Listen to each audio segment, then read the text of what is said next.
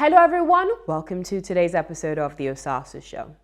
Today on the program, we'll be talking about the very important and controversial Electoral Act Amendment Bill 2021. This is an act that contains the laws that govern elections in Nigeria. Should the President assent to the Electoral Act Amendment Bill, the National Assembly has passed the much-anticipated Electoral Act Amendment Bill 2021 after both the Senate and the House of Representatives deliberated extensively on the report of the Conference Committee on the bill. A significant feature of the repackaged bill is the inclusion of the much deliberated electronic transmission of results and preference for direct primaries as a mode of electing representatives for political parties. While the recommendation for electronic transmission of election results received wider acceptance across board, provision for direct primaries generated heavily mixed reactions. Major and concerned political parties have kicked against the provision, mobilizing people to speak with President Muhammadu Buhari to not assent to the bill. However, stakeholders in Nigeria's political space, which includes interest groups, activists, youth organizations, have urged the president that in order to leave a lasting positive legacy, he must assent to the bill as a matter of urgency.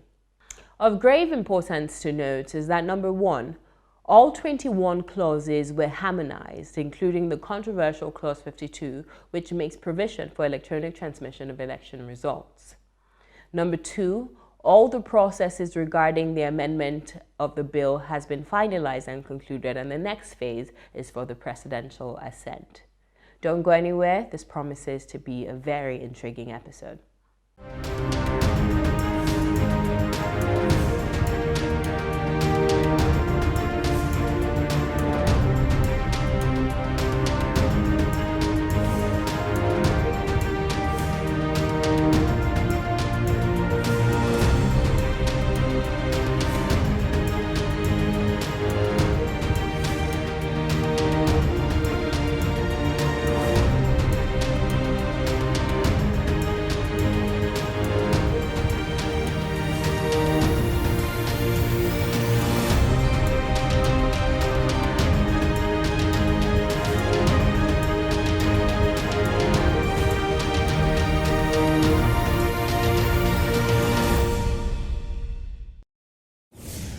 In fulfillment of Section 58, subsection 3 of the 1999 Constitution of the Federal Republic of Nigeria as amended, and the Authentication Act of 2004, the National Assembly transmitted the finalized 2021 Electoral Bill to President Muhammadu Buhari on Friday, November 19, 2021. Stakeholders in Nigeria's political space have urged President Buhari to sign the amendment Electoral Act Bill into law. However, the president had 4 times in recent past withheld assent to the bill over reasons such as the law usurping the constitutional power of INEC to decide on election matters and the bill affecting upcoming elections. Speaking to that concern, experts have expressed confidence in the effort of the National Assembly to address the president's reservation in the new bill, believing that the reviewed bill, if passed into law, would complement INEC's effort as well as improve the country's overall electoral process. Personally, I feel the National Assembly has done a good job. This is an Electoral Act Amendment Bill that has been all-encompassing. It has involved the views, it has involved a lot of stakeholders from the CSOs, from the international communities, and even public-spirited individuals who are interested in the activities of the parliament. I think when all the views were aggregated to ensure that this Electoral Act becomes a law this time around, the National Assembly, both committees of the National Assembly, Senate and the House of Reps, they did joint sittings to ensure that time was not against them. So I believe the National Assembly has done a good job, and majority of the issues that has disturbed the passage of the bill in the previous assemblies has been dealt with, I think the president would do the needful this time around and assent to the bill. We can say the future is very good for our electoral process. The future is bright, but it has to be sustained.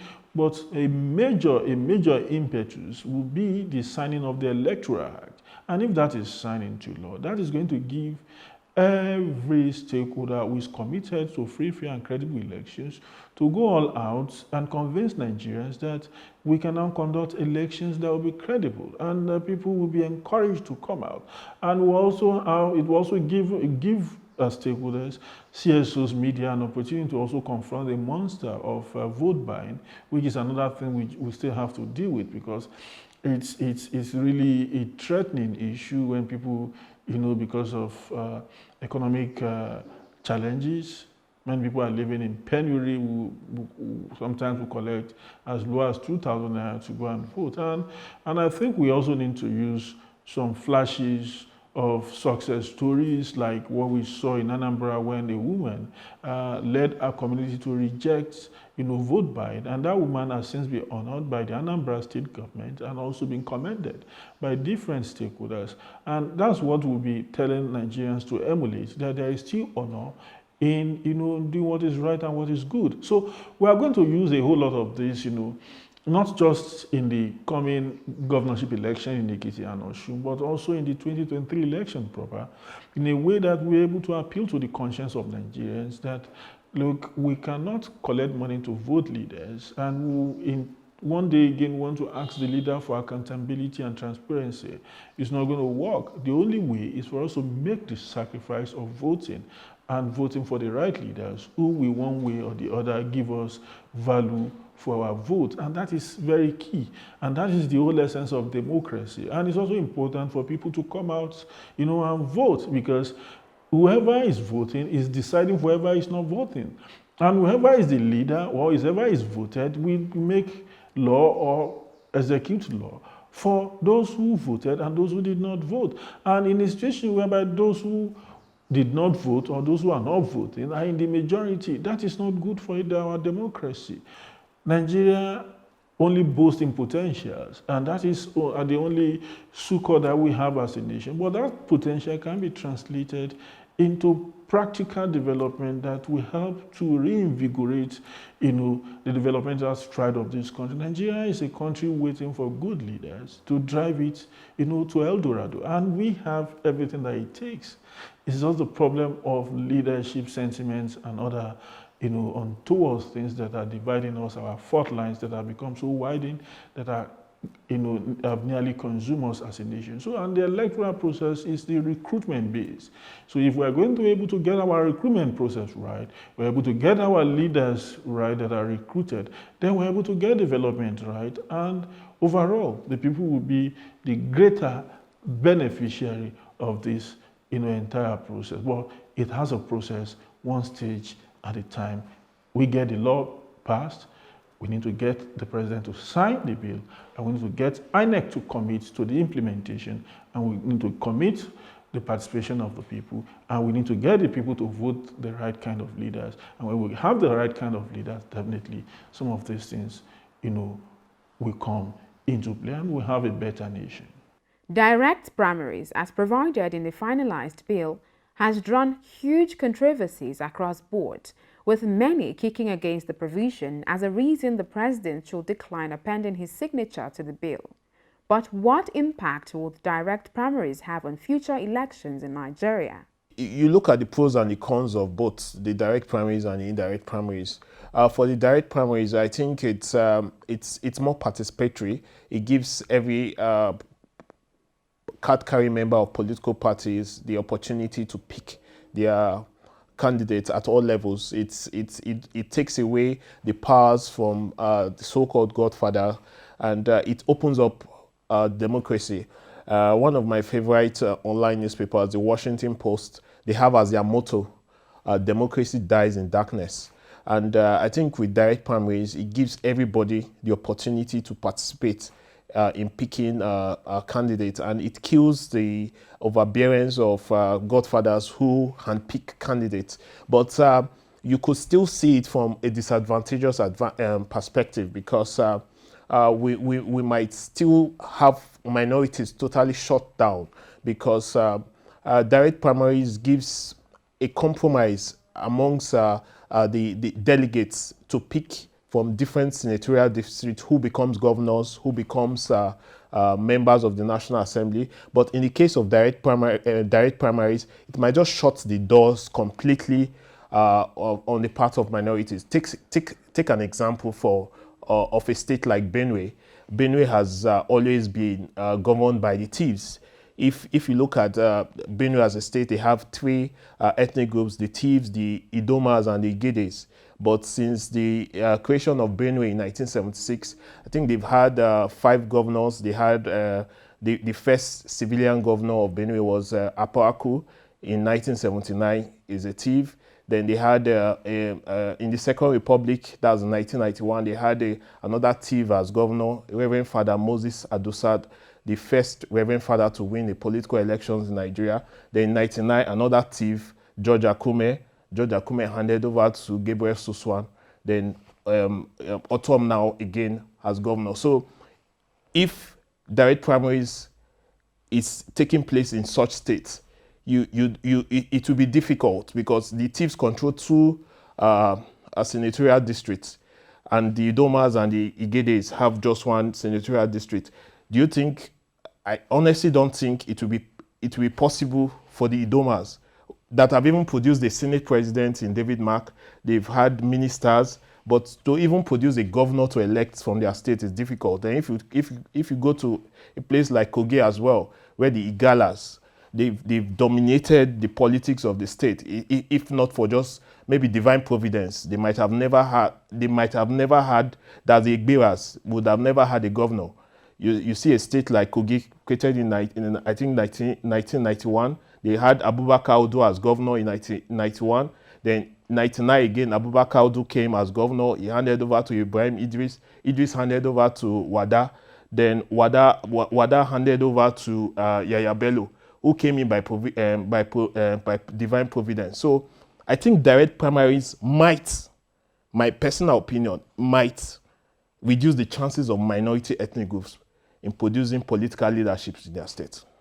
I think what we are experiencing in terms of the impasse between the governors and the National Assembly over direct and indirect primaries, or mode of primaries, is really unnecessary. Ordinarily, this distraction would have been avoided had they been the political players themselves have done well, or had done well, before this bill was passed, in terms of how they conducted party primaries, either direct or indirect. I would like to tell you that, or tell Nigerians that the political parties have not really, done well.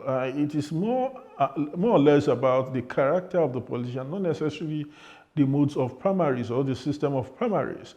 The politicians themselves are always looking for an opportunity to cut corners, irrespective of the mode of primaries that's adopted by the political parties. They're always looking for an opportunity to control the delegate. They're always looking for an opportunity to control almost everything, especially the governors at the subnational. And that has actually, been a source of concern for members of the parliament who do not want to see themselves as the errand boys of governors, at the state level.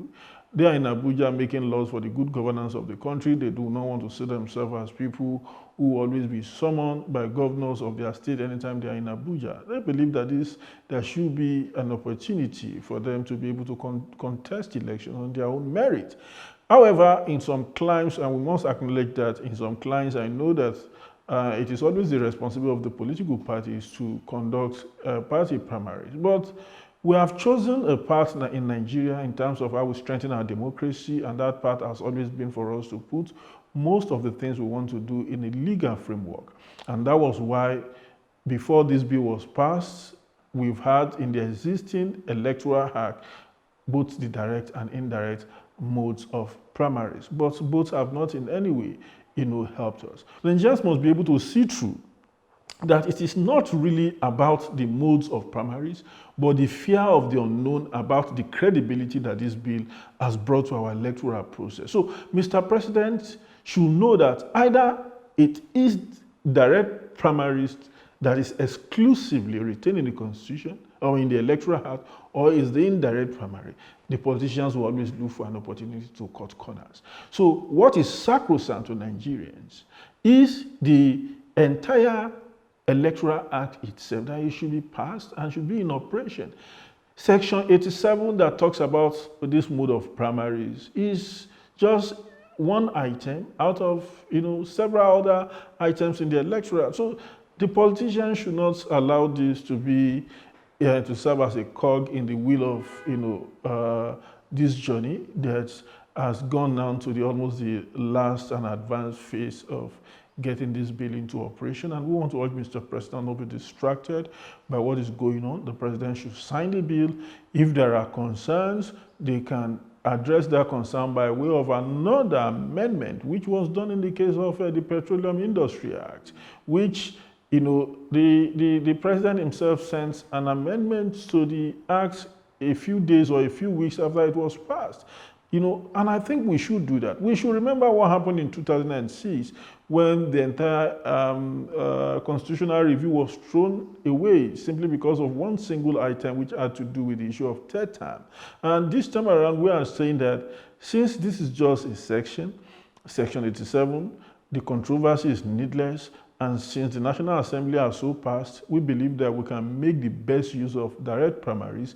We can put in place rules and regulations to strengthen direct primaries. We can learn from other clients where direct primaries have worked. And it is also good that we eliminate godfatherism from our politics. It's also good that we eliminate intermediaries. It's also good for these governors who are agitating today for them to know that tomorrow they will not be there and some of them will still be interested in politics. It's also very important for these governors to also know where they were coming from. That there was a time when it was also difficult for them that they had to rely on some godfathers. For how long shall we continue to rely on intermediaries to get our political system right? So the direct primaries is not a bad idea. We can make the best use of it, but the most thing that is sacrosanct is the passage of the Electoral Act bill, which has guaranteed a lot of far-reaching provisions that will help to strengthen our electoral process. And some of those innovations that INEC, has introduced for us to have what we call the legal validation of the use of those provisions, like the online viewing of results. So that is sacrosanct, and Nigerians must ensure that we prevail on the president, we talk to the president, we reach out to the president for the president to sign it. Addressing the implication of the president's alleged foot drag in assenting to the bill, they opined that given that the submission is coming few months before the 2023 elections, signing the bill would be in his best interest, as it will be a golden legacy to leave behind as his tenure in office wraps up. My joy is that it's going to legalize electronic means, electronic transmission of result. The card reader is going to be legalized because we've had problems in the past since the introduction of the card reader. When politicians have always manipulated the system because it's always easier for them to use incident form to carry out elections, because when you use incident forms, you bypass the card reader. But in the present Electoral Act amendment, there's no room for incident form. We have to use, everybody has to be accredited electronically. I think that is one part of the Electoral Act that I am very, very impressed with, because that's going to reduce the human element in the electoral process. A lot of rigging process starts with that phase, because you could give Mr. B or Mr. C your voter's card to vote for you, and it becomes it's going to be the voting is going to be accepted. But right now, you go with your card reader to a polling unit, and if you are not accredited, you are not going to vote. Then we talk about transmission of result, electronic transmission of result. I think it's going to still help minimize rigging, because most times politicians buy result sheets before election day. So you cannot write results when voting has not even started. So some of the innovations in the Electoral Act Amendment Bill, I think if the president goes ahead to sign it, is going to leave a very good name for himself and the political party APC. I think this another glorious opportunity for President Muhammadu Buhari to sign the Electoral Act Bill, having rejected same on four consecutive occasions during the 8th National Assembly. This time around, the leadership of the National Assembly are people that are known to him. There is actually no any sort of antagonism, even though the 8th National Assembly leadership was misjudged based on their intention, because I still believe that they serve the country sincerely. But here we have politics at play, and the president, he seems to be at home with the current leadership. So we believe that that goodwill that the current leadership of the National Assembly enjoys with the president should in a way propel, or in a way give us that hope that this president will actually want to sign the Electoral Act Bill. But it is not yet uhuru. It is still subjected to speculations that some people are saying that the president may not sign it simply because the governors are putting pressure on him. But notwithstanding, we on our part as Nigerians, members of the civil society, we will continue to make the president to see reason why he should sign this bill, because I think it's an opportunity for the president to etch his name in gold and to also etch in his name in the democratic plate of our dear country, because he is going to be having an opportunity, to write his name in the annal of the history of our country as a leader who committed or assented to a bill that actually, in a way, revolutionized or reform our electoral process. So, by and large, I know that because of where we're coming from, people are not that optimistic that the president will sign it. But some of us, based on the hurdles that we've surmounted in the course of getting this bill even passed by the 9th National Assembly, we are hopeful that the president will want to side with Nigerians. The president will want to seek honor. The president will want to seek reputation. The president will want to do something that will help to protect our democracy. And I haven't promised INEC that he's going to do everything that will make INEC to conduct free, fair, and credible elections. We believe that this bill is one document that will also strengthen INEC to conduct credible elections, not just in 2023, but in the remaining off-cycle elections. And it's important that we have this legal framework in place so that INEC can be that decisive on how to plan ahead of 2023. Nigerians, while lauding the National Assembly for the initiative in reforming the nation's electoral system, have urged President Buhari not to hesitate in assenting the bill.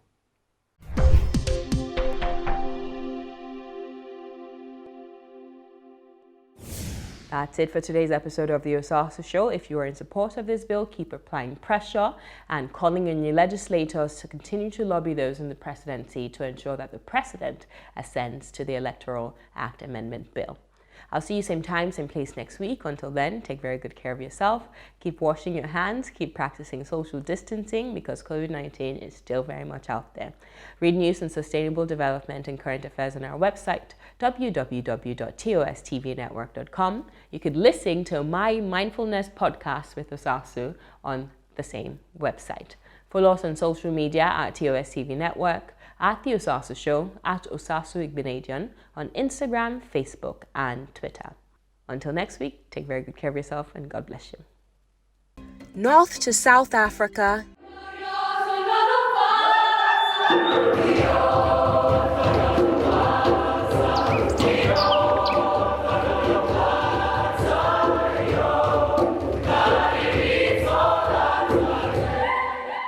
East to West Africa.